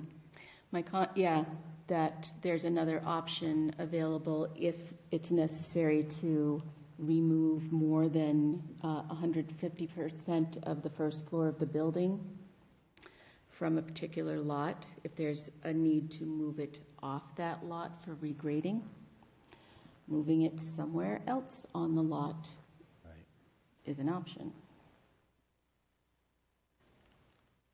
And the outcome would be that there's buildable space. Right. Okay. In your estimate is that would be up to 4 additional slabs, or would 4 additional homes require more development? In my informal, non-engineer opinion, on the left side, there are 5 proposed lots in the plan which might be constructible without doing further blasting, although they might have to move some of the earth further down the end. I'd be in favor of 4 lots, 4 more units, site cleanup to be done prior to any issuance of any building permits or permits for any work. All remaining outstanding components to the plan that we approved, outside recreation building, and everything that we spoke of early be completed. The project to be regraded, to be reseeded, and then once all that is done, a permit for 4 units in a 6-month time frame, because this has to stop. Another condition would be work only to be conducted, any site work, Monday through Friday, no weekends. I think that's reasonable. This has gone way too long. You're forgetting a building there. This rec hall that's already been promised, is that going to be included in your? I would like that also. Okay. Yeah. And I think that's fair because, you know, we're allowing for a little extension above and beyond what was originally asked for and approved. Okay. Mike, The PUD that the planning board's been looking at, to me, again, is it's irrelevant. Mike, in your conversation and proposal, did you mention the 4 units, is what you said? Yeah, that's my recommendation. Christine, you mentioned 5. I think there could be up to 5. Could be up to 5. All, I'm looking at this document. Yep. I can't read the date on the document, otherwise I would tell you what it is. But the point is, it's multicolored. And so the 5 I interpreted to be on the north side of the road. Would it be possible to put them all in if I can find a way without blasting? I think that would need, so we need to see a proposal on that. Because I would want some very specific information. It's open to you to request a modification of a special permit after a special permit is granted. So we could come back again with a new plan. You can request a modification, yes.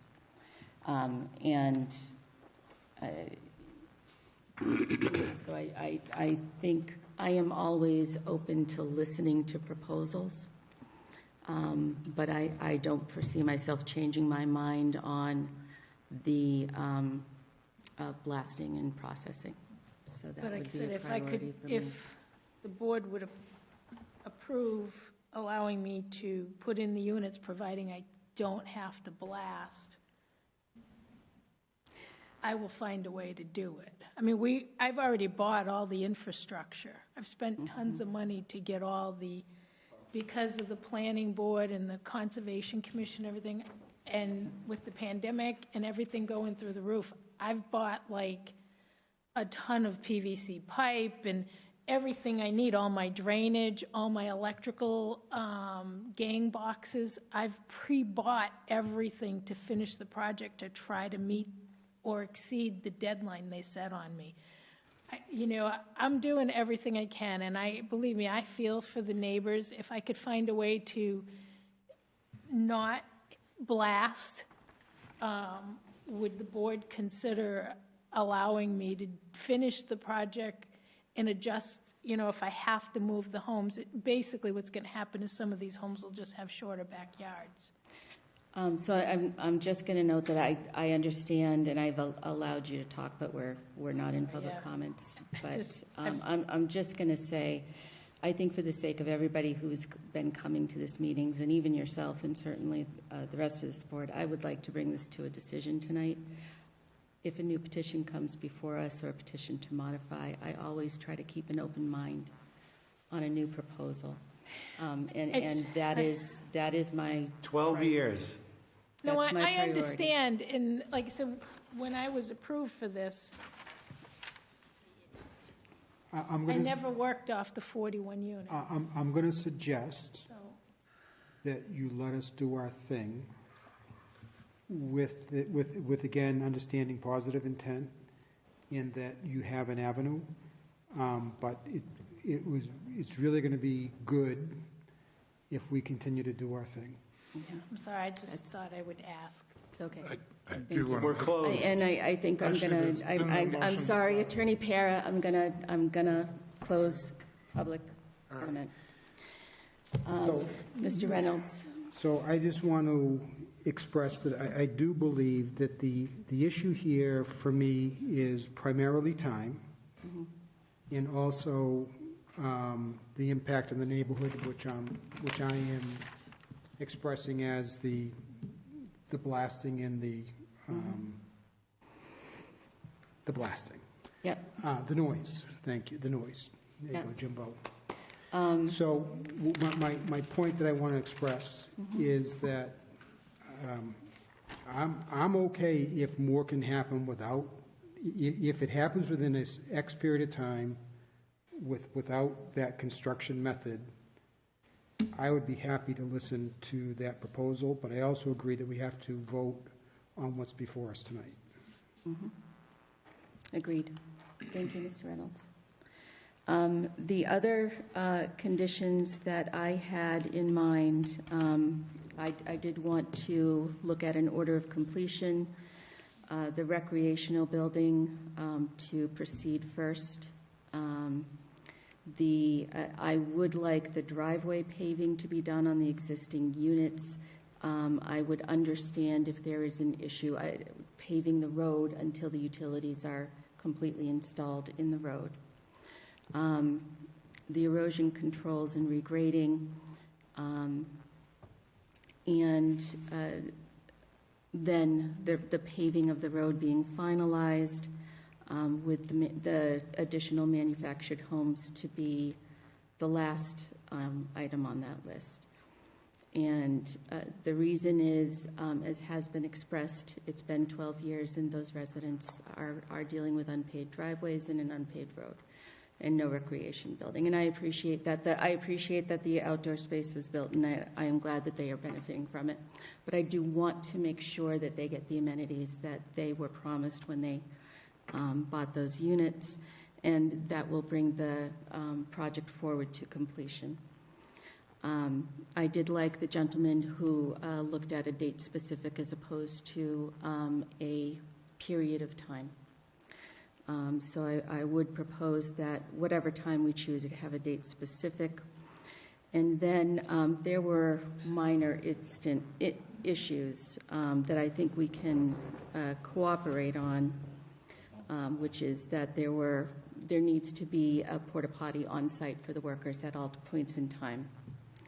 And the site should be kept clean of just construction debris. And then additional conditions on, the planning board did a good job of expressing conditions on dust mitigation, hours of construction as stated by Mr. McLaughlin, not to be operated as a public nuisance, which is a general condition that we frequently put on there, and a review date. So, any further comment on conditions? Did you get a date for the? We should talk about time. We should talk about timing. Right. Yeah. I look at a date of having it completed as of June 30th, 24. 24. That sounds, yeah, it gives them a year and a couple months to get it done. It's a long time coming. So I think, given the discussion earlier, 9 months was allocated to things that involve blasting and removal of earth product. In 15 months for installing utilities, the other units, and paving the road. So that a shorter time period would seem to be practical if we removed that portion of the project. That was just a supposed date. Any date that you guys say is fine with me, as long as it's quick. I think June is certainly more leeway than Mr. McLaughlin wants to allow, but I also think it's reasonable. June of 2024. Maybe we could look at it twofold. I think that the any outstanding components of the original project and the restoration of the site should be done by the end of the summer. And then the only thing that would remain would be, I would be okay to allow for some extra time for the units to go up, but this project has to be finished soon. I don't think within what I was considering that the units are even a factor, because the paving of the road and the placement of the slabs, I think, is the main disturbing work, and then setting the manufactured home on top of it is not so disturbing. That way the manufactured homes can be processed once sold to a buyer, and then they can come in as they're ready for them. But I just want a short timeline on restoring the gravel pit so that it looks like rural residential or has a chance to start to recover soon.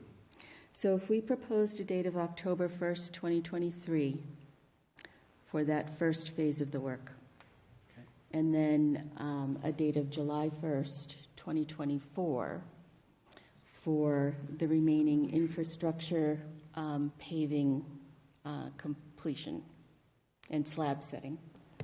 The planning board phrased it as all infrastructure, including drainage, site grading, and installation of building pads to be complete. And the house is installed? Are the trailers brought onto site? Planning board looked at they may be brought in later. Bringing that onto site because you're not doing the earthworks or the earth processing, to me, that's not a huge disturbance. If the pads are already poured in there and the utilities are already there, available to the pads.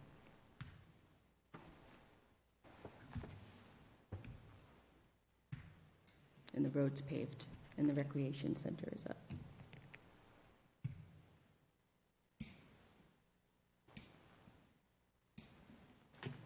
Mr. McLaughlin, any response? Need a shorter timeline, I think.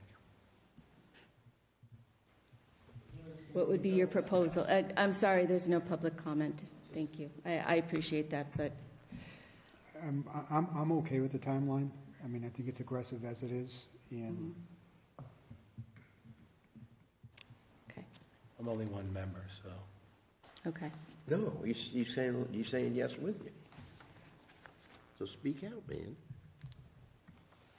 What would be an alternative proposal for me? 6 months, but I'm willing to go to the end of the year. I just think it needs closure. Again, it's been 12 years. Not 3 years, not 5 years. It's been 12 years. And, I understand the applicant has made investment in products that haven't been used, but it's 12 years. I'm sure that the applicant has other projects that they have or will have in the near future where materials can be used. It's got to be completed. It has to be completed. Okay. So the proposal from you then would be that the first phase of the work would be completed by October 1st, 2023. If we could clearly outline what that is, and again, make sure that the condition be that no permits are issued for any more units until the project, as the conditions as written, have been completed and viewed and inspected by the board. Okay. With the site visit. The date of our October meeting is October the 10th. What's November? November is November 14th. And then, Just as a suggestion, if we expect it to be completed in October, they need to be working in October. We'd be better off asking them to come here in November. Okay. I agree. all right, so I'm going to call this Phase 1, and then the other one Phase 2, and then we will discuss what is in each phase.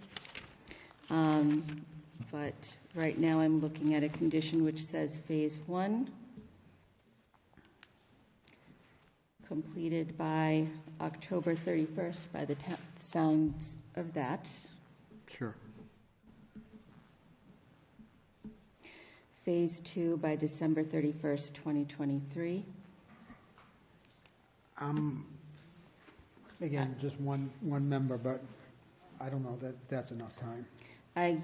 My personal opinion is that it's a little aggressive, and we need to allow for the fact that there might be weather delays at that point in time. Construction season, you know, you gotta let people work during construction season. It's not, you can't work in the winter. That's why I figured the summer would work out well. No, agreed. I'm just thinking Phase 1, Phase 2. If you want to say October 31st to make the visual, keep some promises, keep the faith going, I'm all in. But then, for me, the June timeframe of 2024 makes sense to wrap it up. And should that be Phase 2? That's what I'm saying. That's Phase 2. Yeah, we're on Phase 1. Right. I think we're agreed on Phase 1, October Yeah. 31st. Right, I was speaking to Phase 2. Phase 2. Right. I think it should extend to the final time frame. And Phase 2 would be specifically what? That would be, Cement trucks coming in and pouring foundations? Utilities in, Infrastructure. slabs down, road paves. infrastructure, including drainage, site grading, installation of building pads, paving of the roads. Paving of driveways. Actually, paving of driveways, I think is phase 1 is allowed. Paving website. So I also prefer longer than December 31st, and I think allowing some time in the spring for completion in weather which will allow it is better, especially if we're, putting in the recreation building and getting the regrading done. That's going to be a substantial benefit to all residents and the abutters. All right, I am going to... And mathematically, 15 months does get us to June. June. So if we did June 1,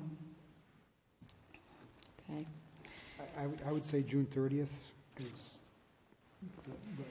That gets us into our July meeting. Will the paving be done this year? So it's not no. mud? No, the paving would not be done. Be part of the last phase, I would think.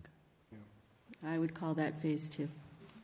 Because the heavy construction equipment needs to go in to do the regrading, and if any earth needs to be moved, they need to do that. They need to bring in equipment to install utilities.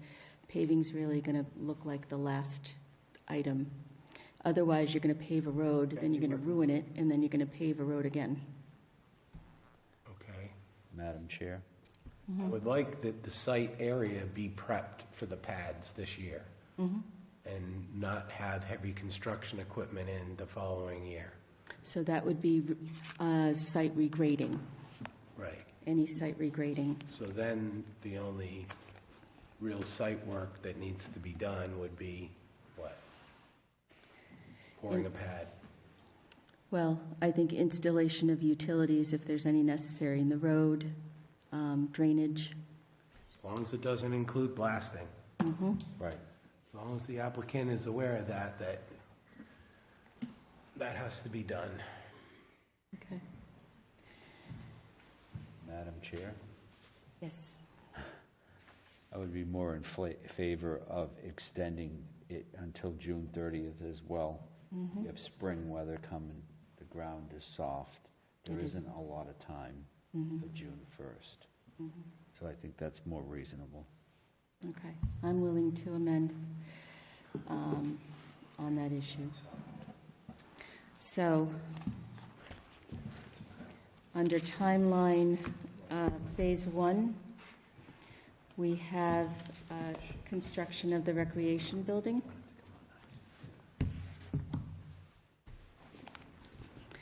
We have site regrading.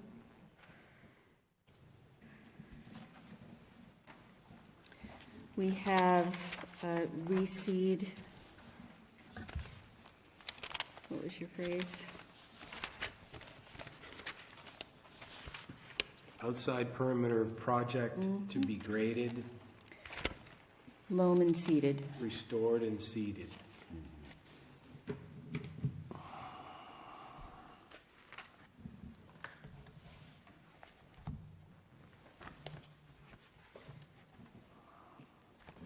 And I think. And they could, there's a lot of nice natural stone on the property. I'm sure they could put in some nice natural stone walls with, if they had a problem removing some of the earth materials, kind of give it that, you know, restore it to kind of Natural look. Yeah. that look that we see out there in that residential area, you know? Yep. And I think that would also include the, any erosion controls. They may be erosion controls, but any erosion controls.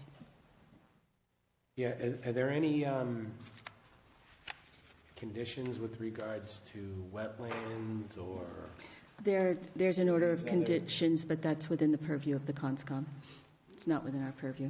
I know that, Yeah. but are there any conditions that are out there that need to be adhered to that we don't know of? Because we want to make sure those conditions becomes part of. The building commissioner has made comment several times that if there's a modification in the, I'm going to call it contour of the plan, that there needs to be a modification in the stormwater permit from DPW and DEP. Okay. As he had mentioned earlier. Yeah. So I would say simply that any necessary permits from DPW and DEP be obtained. Okay.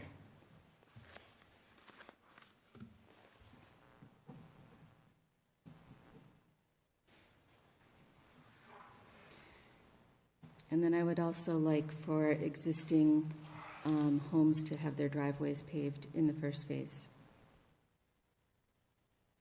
if not already paved.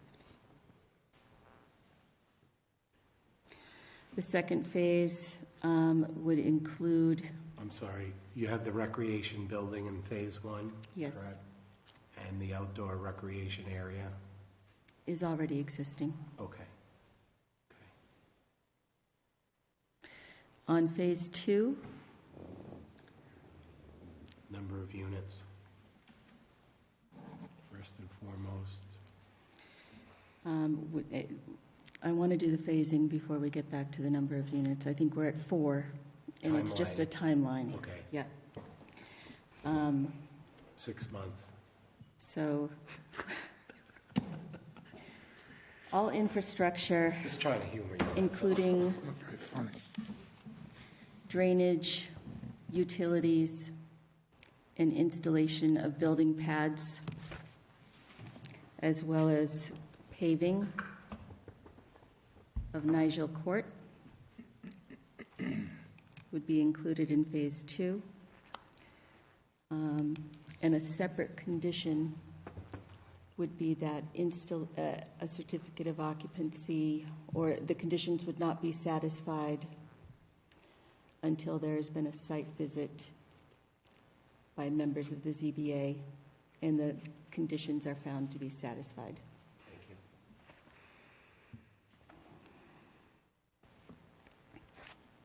Okay. So that's on timing. I'm going to go through and repeat the standalone conditions. I think we have number of units 4. No earth removal. I don't think it's necessary to include that, but I'm just going to reiterate it. We can't grant it. No blasting or processing of material on site.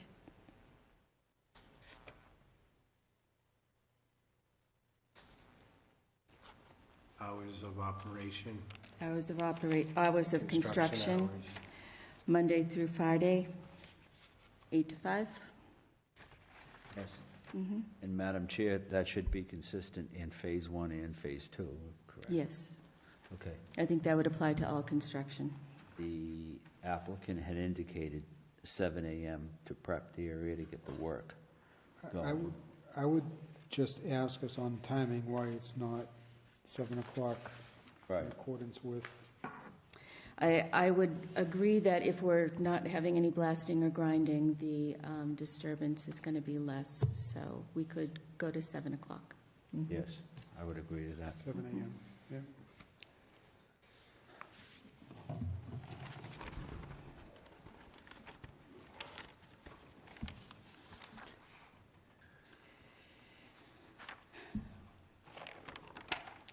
The applicant shall employ dust mitigation measures. In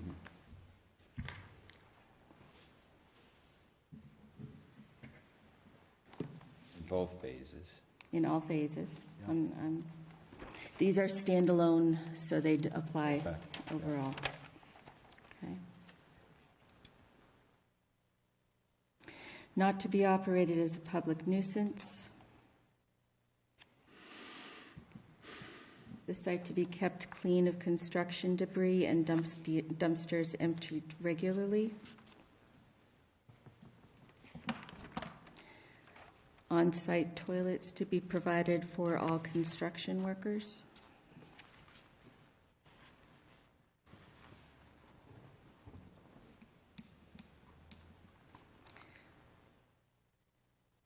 No work on Sundays or holidays.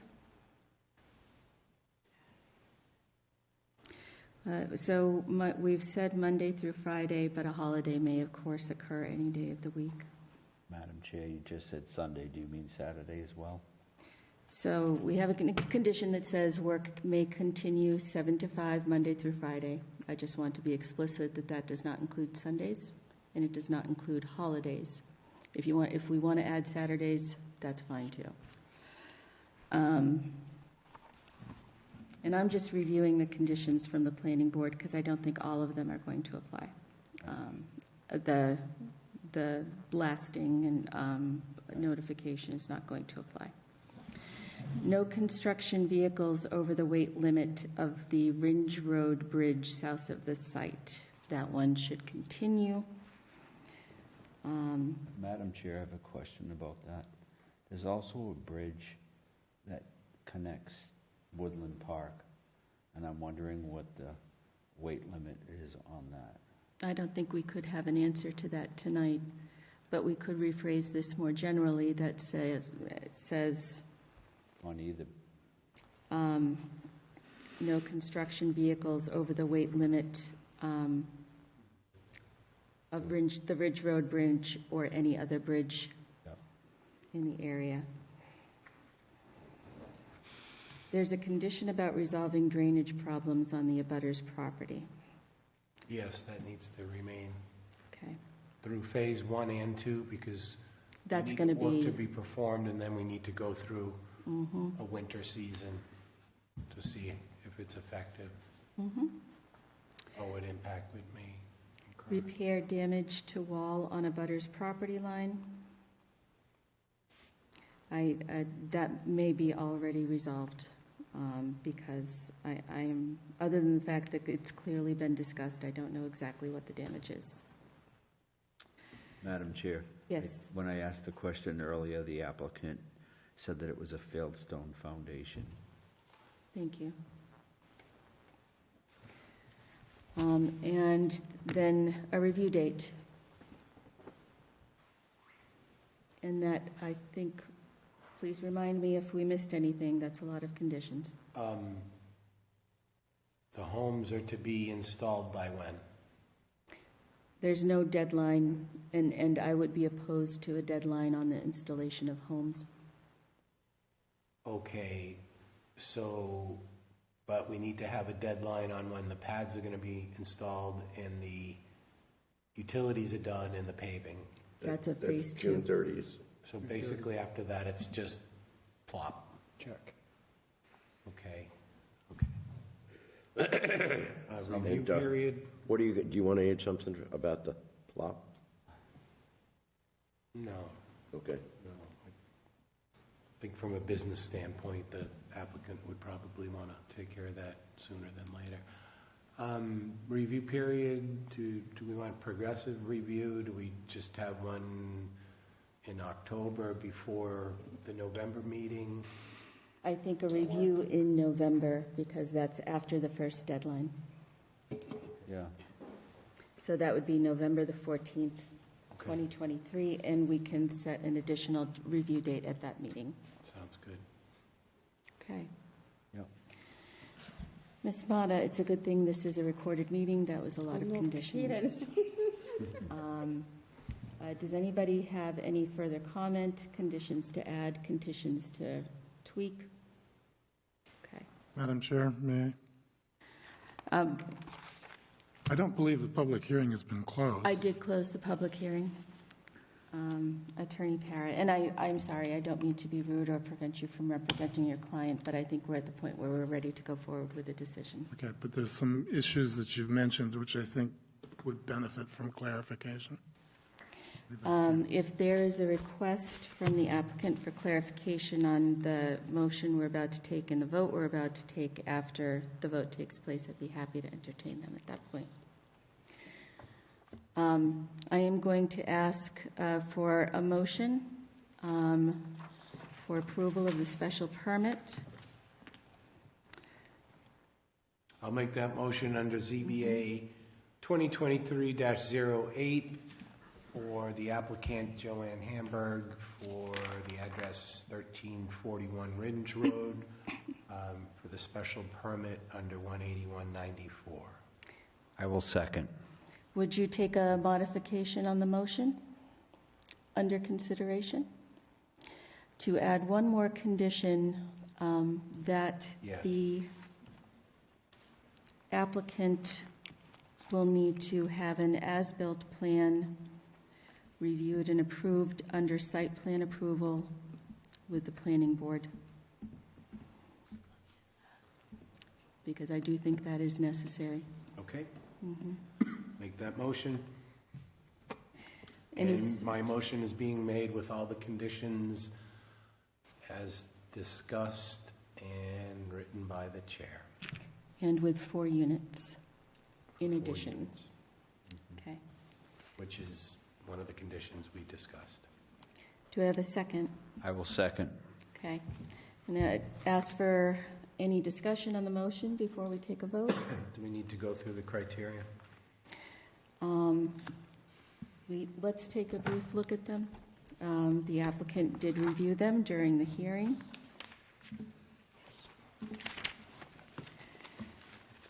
On the proposal as conditioned, I agree that there is a community need which is served by the lower cost housing available for seniors. I do agree that that provides a benefit. Yes. I do agree that there is adequate parking and that traffic flow is not an issue.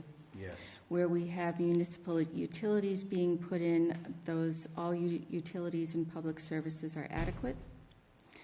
The neighborhood character and social structure, given the point where we were at, where we have an existing approval for 41 units, I would find that the addition of 4 is in keeping with the neighborhood character.